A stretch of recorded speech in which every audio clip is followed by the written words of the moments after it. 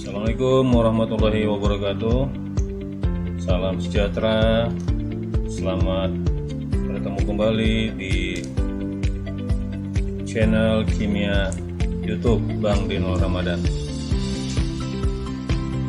Nah, materi kita hari ini membahas tentang konsentrasi larutan dalam satuan molaritas. Ini merupakan materi dasar yang perlu dipahami adik-adik untuk lanjut ke jenjang soal-soal yang lebih sulit di topik larutan nantinya. Oke, nah kita mulai. Untuk pengertian daripada molaritas, yang pertama perlu dipahami bahwa rumus molaritas itu nanti kita uraikan setelah mengerti dulu tentang definisi daripada molaritas. Ya, molaritas itu disimbolkan dengan M besar seperti ini, ya. Dan pengertian daripada molaritas itu menyatakan jumlah mol zat larut, di dalam setiap liter larutannya. Nah, adik-adik sekalian, di sini yang perlu dipahami pengertian daripada larutan dan pengertian daripada zat larut, ya, sebelum kita melangkah ke rumus molaritasnya. Nah, pengertian daripada larutan itu sebenarnya adalah campuran yang homogen antara zat larut dengan zat pelarut, ya. Nah, zat larutnya di sini abang simbolkan dengan ZT, zat pelarutnya di sini abang simbolkan dengan ZP. Nah, ilustrasinya kira-kira seperti ini supaya lebih jelas nanti pengertian daripada larutan tersebut. Nah, misalnya ada dalam suatu wadah, di dalam wadah ini kita isi air. Kemudian ke dalam air kita masukkan zat larut, misalnya gula, ya. Nah, kita campur, kemudian kita aduk sampai homogen, maka nanti kita perolehlah yang namanya larutan gula. Nah, berarti di sini gula itu berperan sebagai zat larut dan air itu sebagai zat pelarut.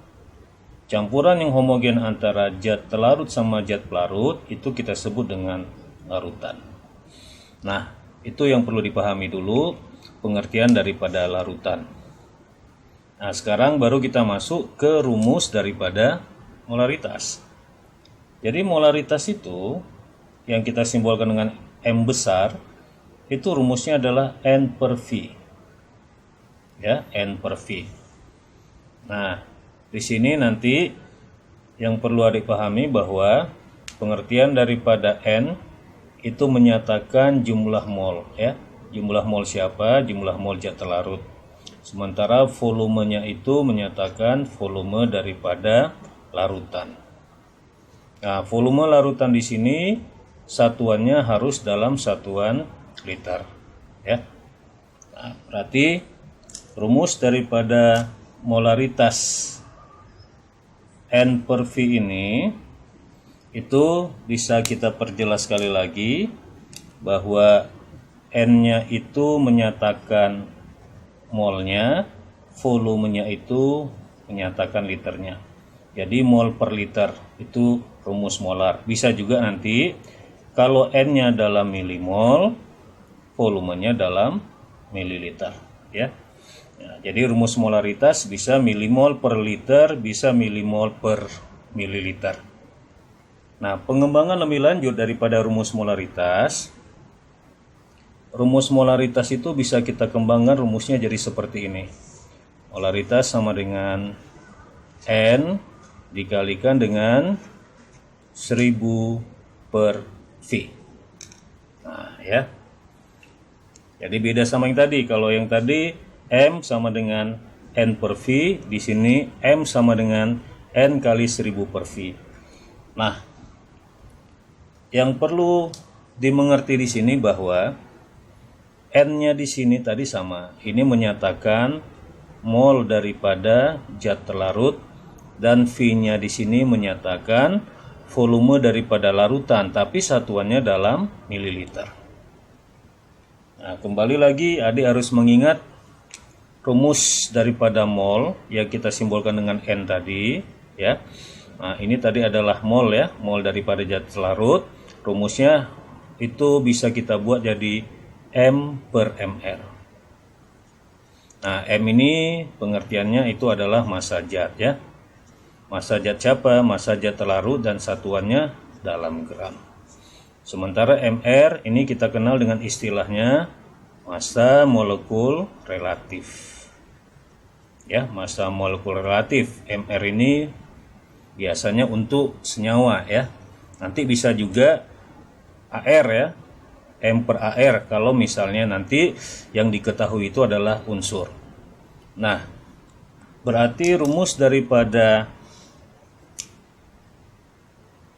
molaritas sama dengan N dikali 1000 per V. Ini bisa kita kembangkan lagi ya, rumusnya menjadi molaritas sama dengan M per MR. Itu tadi molnya ya, dikalikan dengan 1000 per V ya.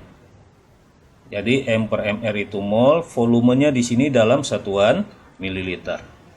Nah, jadi ini juga bisa kita gunakan mencari molaritas dengan rumus M per MR kali 1000 per V. Jadi molaritas itu bisa juga kita hitung tadi dengan N per V, mol per liter, bisa juga milimol per mililiter.